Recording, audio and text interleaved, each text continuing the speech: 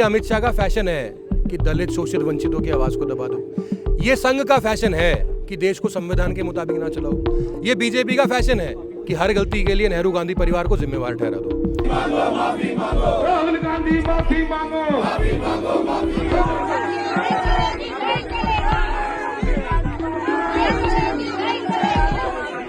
बाबा साहब के ऊपर इन्होंने लूज टॉक करे हैं कि बाबा साहब के नाम से ज्यादा राम का नाम ले लेते हैं। माफी मांगो, माफी मांगो, शर्म करो, शर्म करो, राहुल गांधी शर्म करो। राहुल गांधी ने अगर बाबा साहब के अपमान के खिलाफ आवाज उठाई है तो उसके लिए माफी मांगने की जरूरत है। राहुल जी के बारे में मुर्दाबाद के नारे लगा रहे हैं। बोलो ना, मोदी ने देश का भट्ठा गोल कर दिया। मोदी मुर्दाबाद, अमित शाह मुर्दाबाद।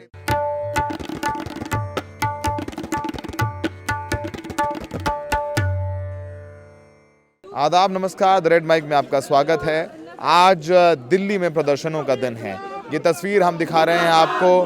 कांग्रेस के कार्यकर्ता हैं, वो प्रदर्शन कर रहे हैं, कपड़े उतार करके अमित शाह का इस्तीफा मांग रहे हैं। आपको पता ही है कि किस तरीके से संसद में अमित शाह के एक बयान को लेकर हंगामा मचा हुआ है। उन्होंने बयान दिया कि अंबेडकर का नाम लेने का फैशन बन गया है।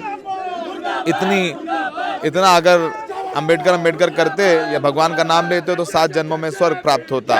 बीजेपी का कहना है कि कांग्रेस इस बयान को तोड़ मरोड़ को पेश कर रही है। वहीं कांग्रेस कह रही है कि ये बाबा साहब भीमराव अंबेडकर का अपमान है और उन्हें तुरंत इस्तीफा देना चाहिए। आप देखिए, बड़ा दिलचस्प है कि जहां कांग्रेस एक तरफ ये प्रदर्शन कर रही है, अमित शाह का इस्तीफा मांग रही है, तो वहीं दूसरी तरफ यहाँ से सिर्फ 50 मीटर दूरी पर बीजेपी के कार्यकर्ता भी प्रदर्शन कर रहे हैं, जिनकी तस्वीरें हम आपको दिखा देते हैं। बीजेपी की तरफ से भी प्रदर्शन किया जा रहा है और वो कह रहे हैं कि राहुल गांधी माफी मांगे, क्योंकि राहुल गांधी के पूर्वज जवाहरलाल नेहरू या महात्मा गांधी ने बाबा साहब भीमराव अंबेडकर को सम्मान नहीं दिया। सम्मान देने का काम बीजेपी ने किया।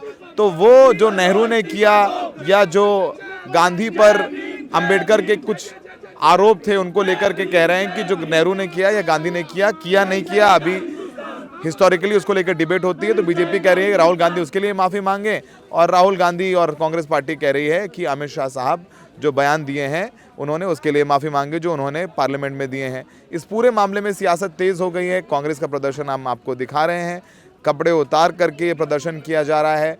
उसमें लिखा हुआ है कि बाबा साहब भीमराव अम्बेडकर का अपमान बंद होना चाहिए। वहीं सामने ठीक 50 मीटर की दूरी पर आपको बीजेपी वाले प्रदर्शन करते हुए नज़र आ जाएंगे।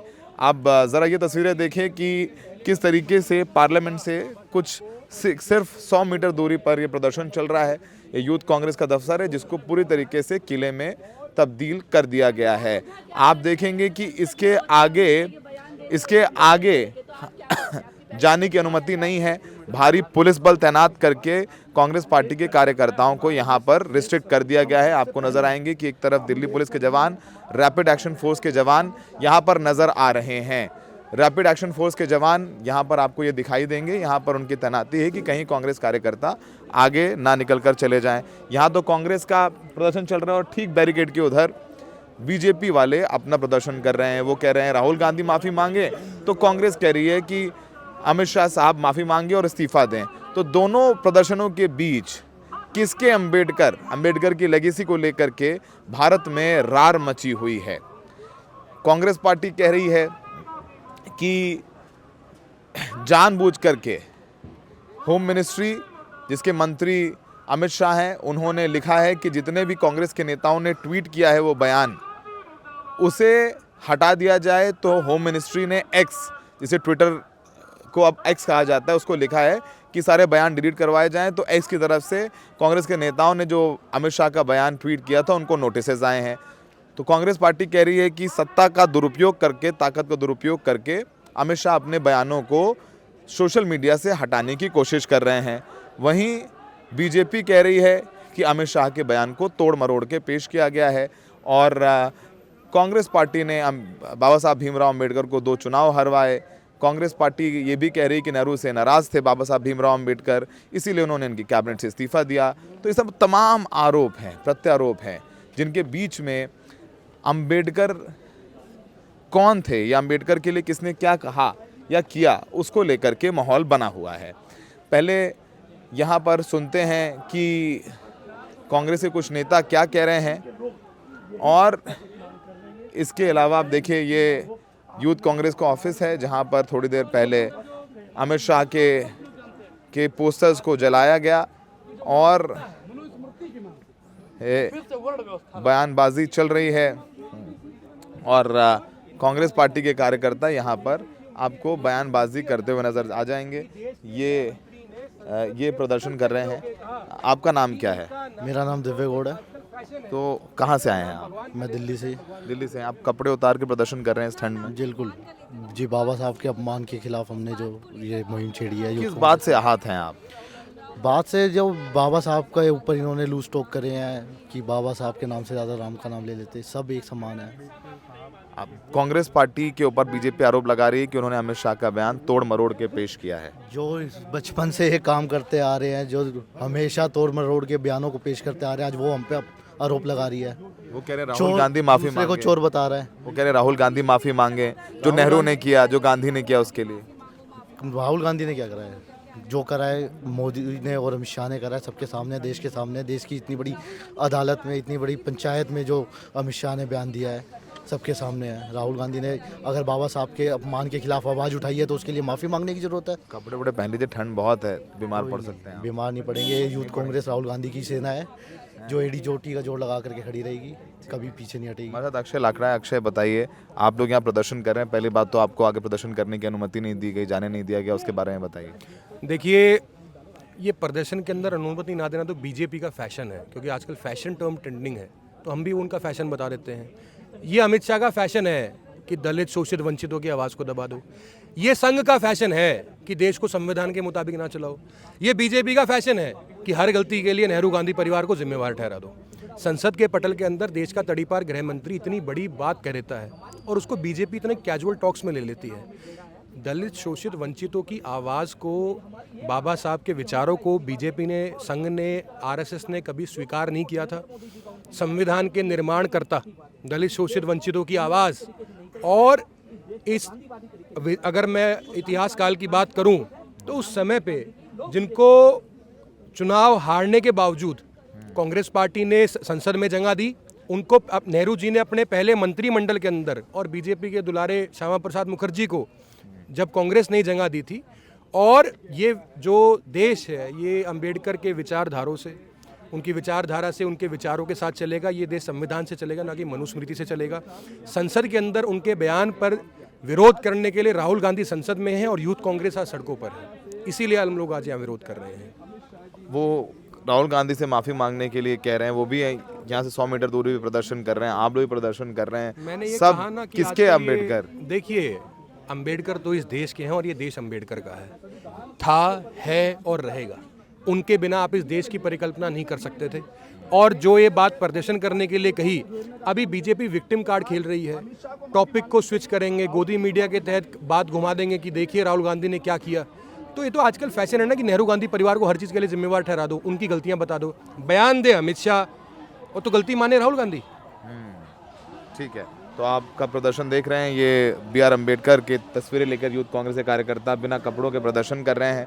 प्रदर्शन करने के अपने तरीके हैं, प्रदर्शन करने की इजाज़त है नहीं तो उनको बंद कर दिया गया। अब ये देखिए, यहाँ पर एक युवा जो है थोड़े उद्वेलित होकर के बयानबाजी करते हुए, और सबसे बड़ी बात यहाँ पर ये भी समझने वाली है कि जब अमित शाह का ये बयान आया और उसको लेकर के